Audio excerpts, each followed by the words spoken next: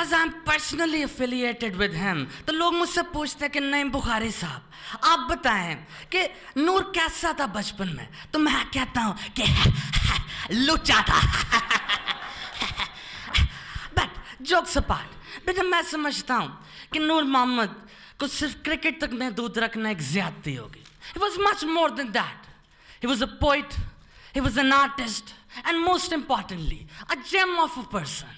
इतने बड़े आदमी को दुनिया में लाने के लिए जो दर्द महसूस होता है वो एक माँ के अलावा कौन जान सकता है। पीटीवी के ज़माने में मुझे याद है, मुझे बुलाया गया, कह रहे थे तारिक इंटरव्यू करो नूर मोहम्मद की माँ का, वो भी बताए कि नूर बचपन में कैसा था। तो मैंने उसकी माँ का इंटरव्यू किया, तो माँ ने नूर मोहम्मद के बचपन के बारे में कहा कि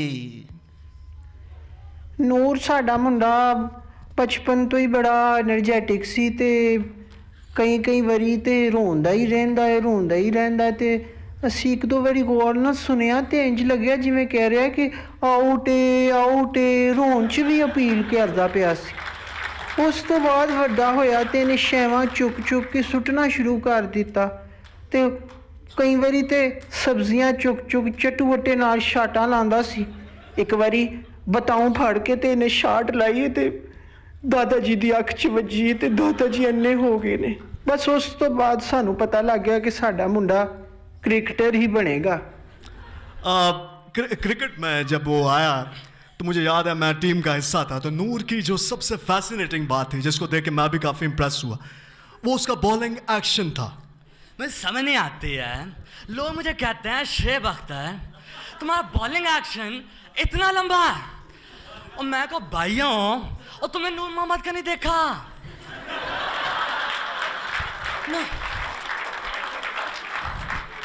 नूर मोहम्मद का एक्शन उससे भी बड़ा है, और मैं तो बाउंड्री से भाग के आता था, वो ड्रेसिंग रूम से भाग के आते थे। और ये इसके साथ साथ एक्शन के साथ साथ बहुत एग्रेसिव बॉलर था, फास्ट बॉलर था। ये बैट्समैन को ये कंफ्यूज करने के लिए बॉलिंग एक्शन के दौरान अजीब गंदे इशारे करता था, उनको माइंड गेम्स खेलता था उनके साथ। That was very impressive. मुझे आज भी याद है जब वो कैप्टन बने तो उन्होंने मुझे बुलाया कि जावेद इधर बात सुन।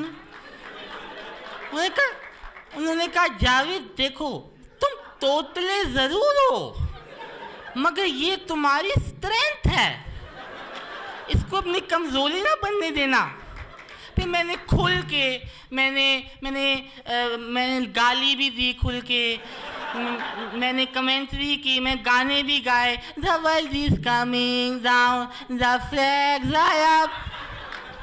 अब मुझे याद है 86 तक ये खब्बू था, लेफ्ट आर्म बॉलर था। उसके बाद इसने 86 के बाद पहली दफ़ा जब राइट हैंड से गेंद कराई है तब इसने रिवर्स स्विंग इजाद कर दिया। It was a miracle, it was miracle. लोग जो है वो कहते हैं कि 85 के बाद जो है वो नूर मोहम्मद का जो है वो प्राइम मिनिस्टर था, लेकिन मैं समझता हूँ कि वो बचपन से ही स्टार थे। मैं ख्वाजा आसिफ उसके बचपन का यार, हमने जो है वो इकट्ठे अंडर 14 क्रिकेट खेली हुई है।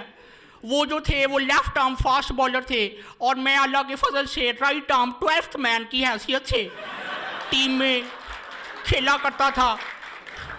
मुझे आज भी याद है यार, कमाल का उसका बॉलिंग एक्शन, उसकी बड़ी यूनिक बात थी उसकी एक्शन में। वो गेंद खब्बे से पकड़ता था, रास्ते में उसको उछाल के सजे से करा देनी उसने, कमाल।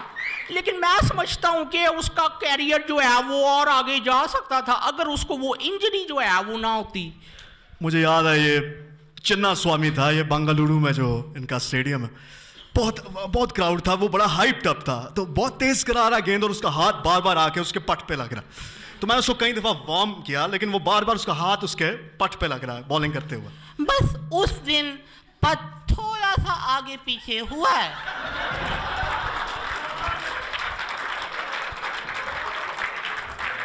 और जिनसे कि उनके ये अला हाथ जिनसे वो मैंने कितनी बार कहा था कि गार्ड बैन के बॉलिंग किया करो, पर शायद जो है वो किस्मत की लिखी थी कि वो इसके फौरन बाद अपना क्रिकेट के साथ साथ अपनी इज़्दिवाजी जिंदगी में अपना वो मकाम खो बैठे।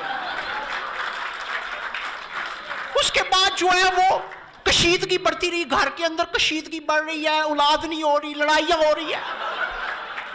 तो भाभी ने जो है कुछ अरसे के बाद जो है उनको डायरेक्ट ही जो है वो तलाक दे दी है। उसके बाद उनसे रहा नहीं गया और वो जो है वो डिप्रेशन में चले गए और फिर कसरत शराब नोशी के बायस उन्हें टीम से निकाल दिया गया। नूर भाई जुनसे वो तो ड्रिंकिंग में फंस गए, तो इमरान भाई जुनसे हमारा 92 में फिर से खलीफा बने, तो जुनसे उसके बाद हमने वर्ल्ड कप जीता। मुझे याद है जब मैं कैप्टन बना तो नूर तो उस वक्त नहीं होता था, लेकिन उसके बाद आने वाला हर फास्ट बॉलर उसमें कहीं ना कहीं नूर मोहम्मद की झलक जरूर थी। किसी का नाक, किसी का कान, किसी के बोलने का अंदाज, चाल चलन हूबहू नूर जैसा। उसके बाद जो है उन्होंने अंपायरिंग की दुनिया में कदम रखने का जो है वो फैसला किया। मगर कसरत शराब नोशी तो उस वक्त भी उरूज पर थी।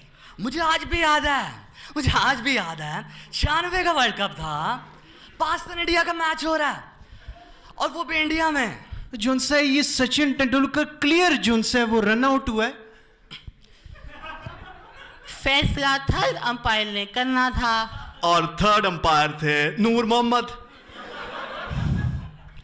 और फिर कसरत शराब नोशी के बायस नॉट आउट दे बैठे।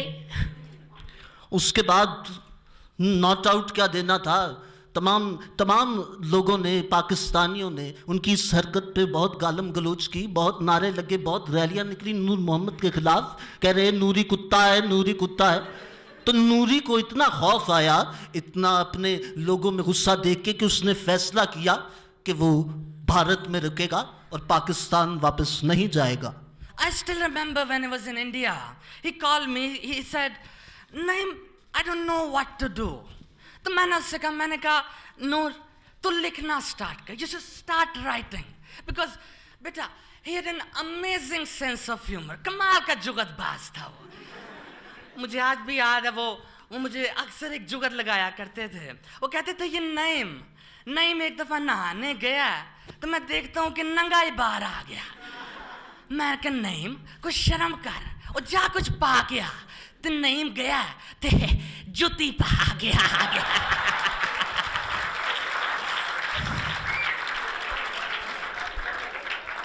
और यूं मोहतरम जनाब नूर मोहम्मद ने बॉलीवुड में अपने गीत लिखने का आगाज किया।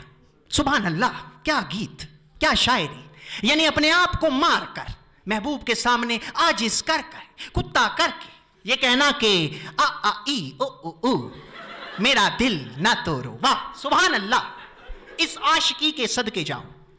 बहुत बड़ा लिखारी था जी, बहुत बड़ा लिखारी। उससे तो बहुत बड़ा था लिखारी, वो क्या है उसका नाम, शोएब अख्तर का जो बाप है, शबाना लाजमी का खसन, हाँ मोइन अख्तर, उससे तो बहुत बड़ा लिखने वाला था। और क्या क्या गाने लिखे हैं, अपने दीवाने का करके बुरा हाल, लड़की कमाल देखी अखियों से गोली मारे ढिशकियों।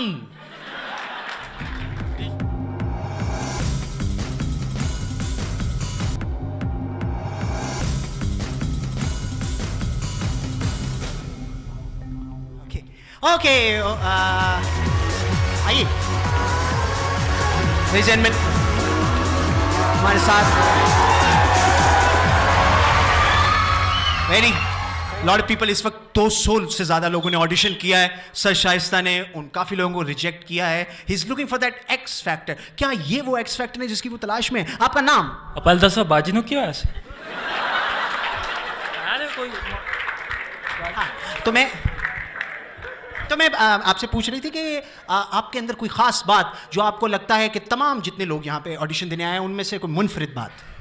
अजी मैं जो हूँ ना मुनफरिद इस हिसाब से हूँ कि पूरे महल्ले में मेरी इज्जत है ना कोई नहीं करता, पर मैं इस इरादे से आया हूँ कि मैं करा के छोड़नी। वो तरक्की पसंद सोच है मेरी। माँ बहनों को सिक्योरिटी कौन देगा? अशरफ पीपे वाला, ठीक है ना। लोगों को अर्ली मॉर्निंग कौन जगाएगा? अशरफ का पीपा। वाह. So basically मुझे जो लग रहा है अशरफ साहब, आप you are very interested in public affairs, आप लोगों का भला करना चाहते हैं, you want to make a difference, that is very nice. तो म्यूज़िक और गाने से आप डिफरेंस कैसे लाएंगे? सर आवाज़ जो है ना, मैंने महसूस किया कि बड़ी दूर जाती है. ओए होए होए होए होए. इसलिए मैंने हिसाब लगाया कि अगर मैं गा के लोगों को अपने आप प्रमोट करना चाहूँ ना तो मैं काट सकता हूँ. मैंने गाना सीखा, उसके बाद मैं इधर आया हूँ कि कोई टीवी शीवी पे नजर आ जाएगा ना, पब्लिसिटी मेरी बहुत. ओके, तो आपने गाना सीखा हुआ, दैट्स वेरी इंटरेस्टिंग. तो आपके कोई फेवरेट आर्टिस्ट? और रफ़ी साहब वाह वाह वाह, वेरी नाइस. पार्टी में वही नाई थे और बाद में सिंगर बन गए. पीपे वाला भी कहीं पहुंच ही जाएगा. Very nice, what a spirit, very confident. और हमें लगता है आप बेशक सेलेक्ट हो या ना हो, आप कुछ ना कुछ चेंज जरूर लाएंगे इस माशरे में. Thank you so much Ashraf, best of luck. शुक्र है यार तुम आ गए हो. यार सुबह सफाई नहीं की तुमने. ये पहले तुम यहाँ पे सारी सफाई करो. और अच्छा सुनो यार, 2 कड़क चाय लेकर आओ जल्दी जल्दी. सर मैं सफाई कर दूंगा पर गले बंदे का काम ही है.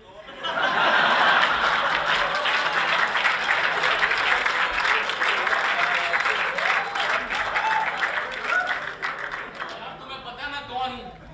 Do you know? मैं सफाई करूंगा तो मेरा ऑडिशन कब होगा यार?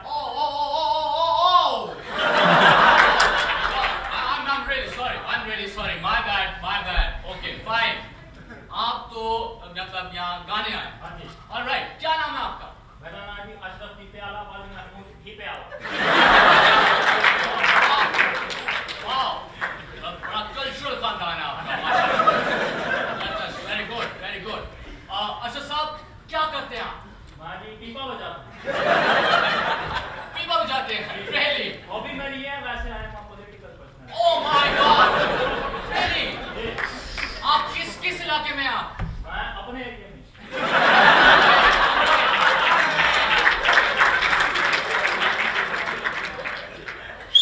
तो अच्छा साहब आपको लगता है गाने का बहुत शौक है? जी शौक भी है, जरूरत भी है. अच्छा साहब आज आप हमें क्या सुना रहे हैं? मैं आपको सुनाऊंगा गाना. Oh my God, मुझे तो यकीन नहीं आ रहा. इस बात से मेरी तो दुनिया ही बदल गई. Just kidding, no offense, okay? Fine, relax, okay, easy हो जाओ, comfortable हो जाओ. अब गाना सुनाओ. जी मैं सर रफ़ी साहब का गाना सुनाऊंगा. Okay. जी सर. ओए गुजरावे, ओए गुजरावे, उस कांगरावे, ओए गुजरावे,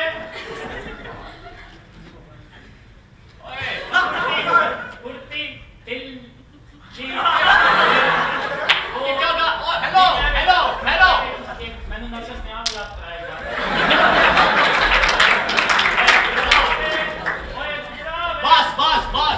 बस. आपने तो मेरी हंसी नहीं करवा. वाह, इतना घटिया गाना. सुभान अल्लाह. मुंह चूम लूंगा.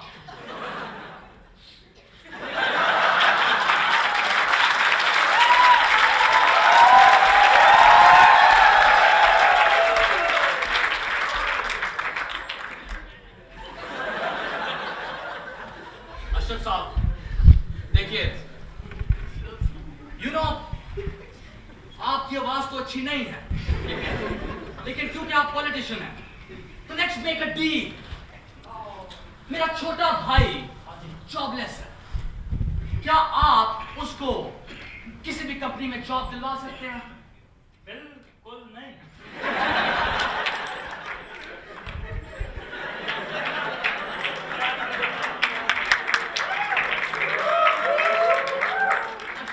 हाँ जी. Okay, fine. Let's make a final deal. जी. आप उधर देखेंगे. जी. आप दफा आ जाइए. जी. यहाँ से आप. Oh my God. नहीं. Calm down.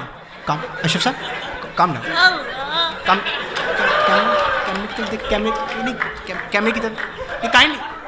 Oh my God. This one. Aww.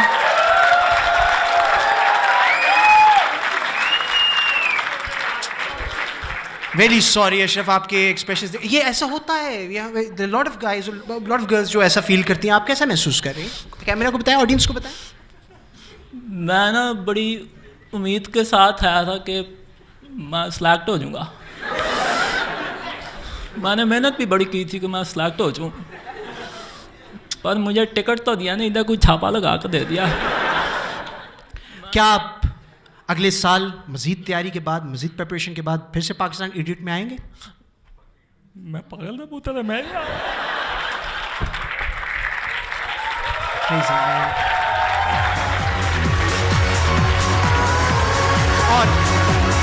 और इस वक्त तमाम लोग,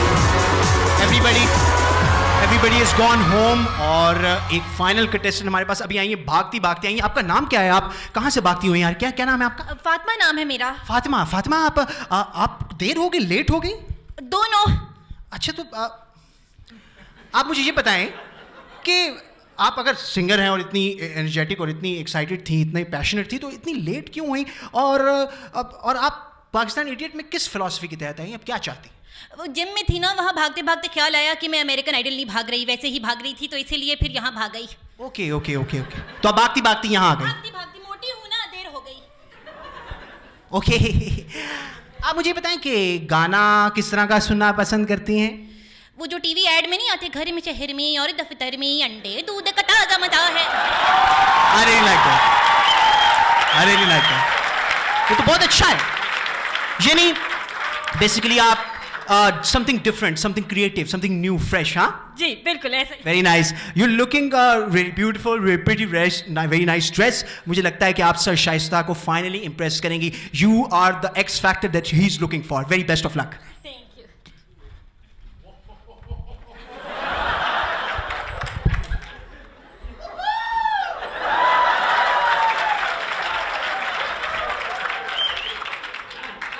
At last, finally, एक खूबसूरत चेहरा मेरे सामने है.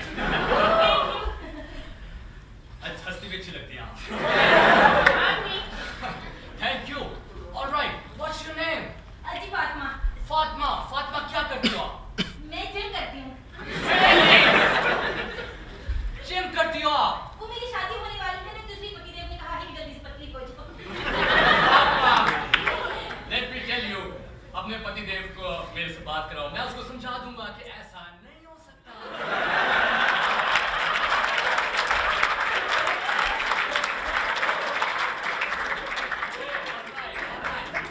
फातिमा, क्यों गाना चाहती हो? क्योंकि पति को पसंद है. क्या ये पति वती छोड़ो यार, कहाँ से कहाँ जा रही है? अल्लाह की कसम, अगर थोड़ी सी भी शक्ल आपकी प्यारी होती तो मेरी बैठनी शादी करती.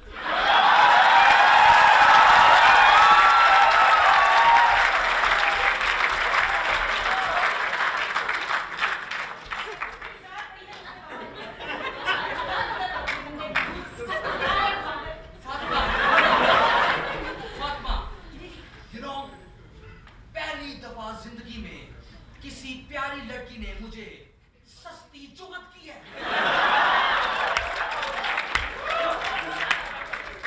Fatima, you know, I am seriously loving it. Loving it. मेरी बात की वैसे वैसे शक्ल आपकी जैसे आप पैदा हुए नर्स ने आपको ये बात कर ही दी हो. Oh, फातिमा, come on, हम स्टेज ड्रामा क्यों नहीं करते यहाँ पे? आ जाओ. अपनी जागे शक्ल दे.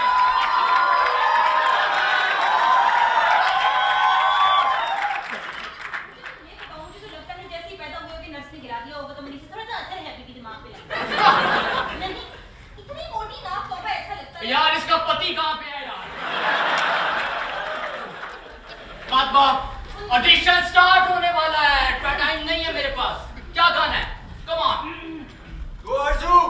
सूफी में भरी खुशी है, जरा गौर करो. होटल में छुपा हुआ है तो मजा तो चखो. छू लो, छेड़ लो, चख लो. जाएगा जश्न का. जाएगा जश्न का, जाएगा जश्न का. वाओ! फातिमा, क्या है ना कि तुम्हारा जो अंतरा था, अंतरे में जो तुमने जगह ली, वो आपके काबिल नहीं.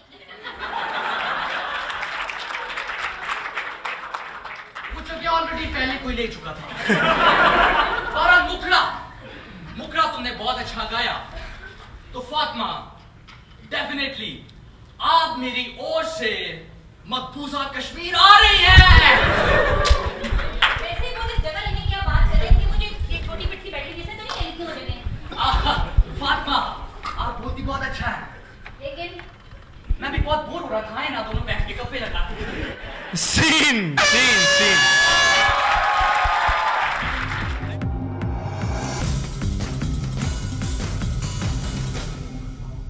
मैं ये माइक हैंड ओवर करता हूँ अली अहमद के लिए, बल्कि माइक की आपको शायद ज़रूरत नहीं है।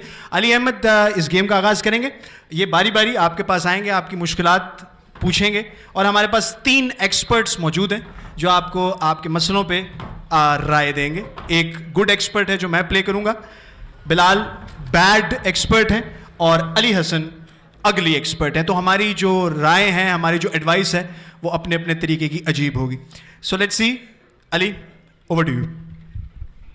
शुरू करता हूं रब्बे जलील के बाबर के नाम से। देखती आंखों, सुनते कानों, तैरते परिंदों, उड़ती मछलियों को जाने आज हम यहाँ पे जो करते हैं, जाहिर बात है हम सबकी जिंदगियों में बहुत पेचीदा मसले हैं और हम उन मसलों का हल तलाश करना चाहते हैं। तो उनका हल बताने के लिए आज हमारे साथ है हमारे एक्सपर्ट गुड, एक्सपर्ट बैड और ये है एक्सपर्ट अगली। ठीक है जी, तो सबसे पहले मैं आपको अपना मसला बताता हूं। बुढ़ापा है, जाहिर बात है जी, रात को सोता हूं तो रालें बहुत गिरती हैं, इसकी क्या वजह है? देखिए, जाते राल दुपट्टे की बात है, बच्चों की होती है, तो ये कोई खास एक मसला नहीं। ठीक है, सलाइवा है, आपको मुंह खुला रह जाता है तो मतलब के बाहर आ जाता है। सही। ऐसा इतना आपको बड़ा मसला नहीं है, लेकिन आपको लगता है कि ये आपको किसी किस्म का आपको ज़हनी दुश्वारी दे रहा है, तो आप कोशिश कीजिए कि आप माउथ वॉश का इस्तेमाल किया। माउथ वॉश ठीक है, इससे ये होगा कि वो आपका मुंह हमेशा सोने से पहले बाद में साफ रहेगा, तरोताज़ा रहेगा, और शायद कोई राल और सलाइवा निकल रहा है तो नहीं, इस तरीके से तो मेरी साफ रालें निकलेंगी, रालें जरूर निकलेंगी जी। ज़्यादा देर तक मुंह अगर आप फारिग रखेंगे तो वो ज़ाहिर है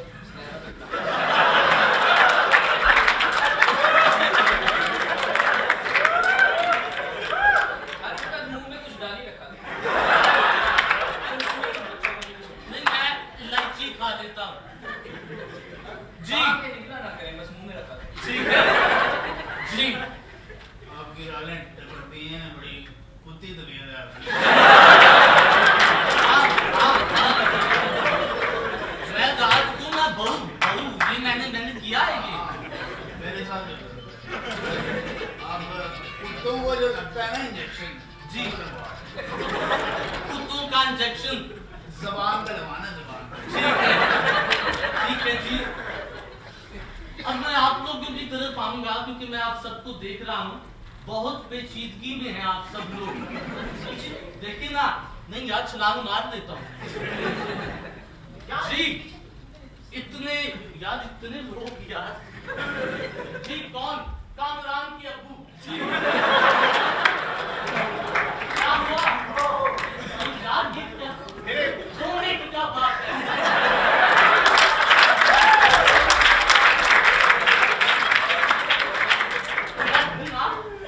बताओ क्या मसला है, बताओ जी। मेरे सर तक पानी नहीं पहुंचता। जब ये नहाते हैं तो सर तक पानी पहुंचता ही नहीं।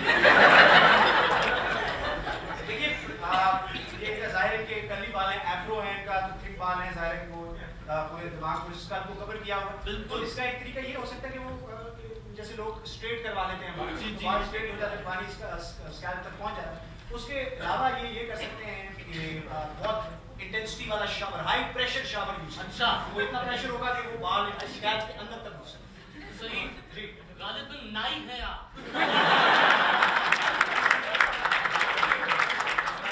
मैं उनकी बात से बिल्कुल इत्तेफाक करूंगा कि सर में, लेकिन मैं इनके मेथड से इत्तेफाक नहीं करूंगा। अच्छा, मेरे ख्याल में इन्हें बड़ी सिरिंज लेनी चाहिए और पानी के इंजेक्शन लगाने चाहिए सर। जितना इनका बाल है अंदर तक पानी नहीं जाएगा। नहीं जाएगा जी।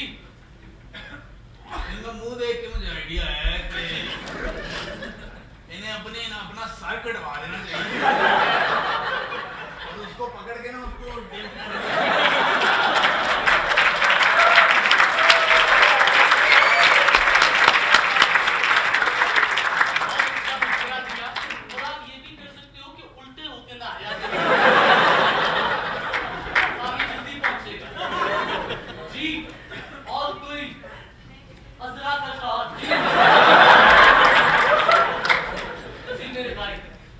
मैं अपनी बेगम को लेके बहुत परेशान हूँ। मेरे घर प्रेशर कुकर इस्तेमाल होता है घर पे, तो वो जब किचन में जाती है तो वो सीटियां बजाने लग जाता है।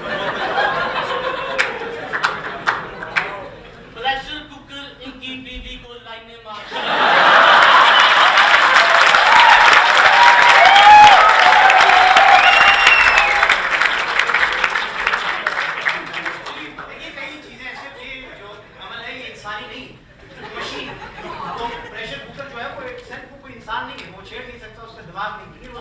प्रेशर इतना ज्यादा बढ़ जाता है कि उसको बोला जाता है ताकि वो प्रेशर रिलीज। तो आप बिल्कुल फिक्र न मंद, अगर आप फिर भी दिमागी तौर पे आप सेटिस्फाइड नहीं तो खाने का मुख्तलिफ तरीके आजमाएं। ग्रिल कर सकते हैं, खाना ग्रिल करके बना सकते हैं, आप उसको रोस्ट कर सकते हैं, बेशुमार तरीके खाने के, तो आप उन तरीकों को आजमाएं। कुकर में कभी